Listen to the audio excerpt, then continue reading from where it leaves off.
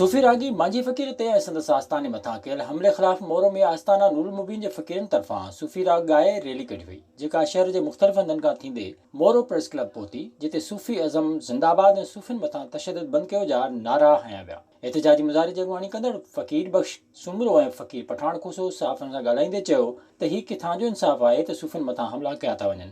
सूफ़ियुनि हमेशा प्यार, मोहबत, अमन ऐं भाईचारे जो पैगाम ॾिनो आहे।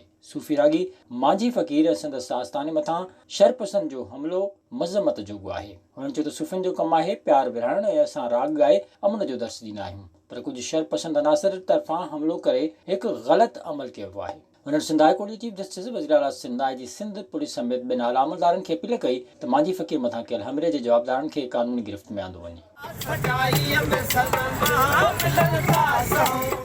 विज़िट कयो अवामी आवाज़ मीडिया ग्रुप जी वेबसाइट awamiawaz.pk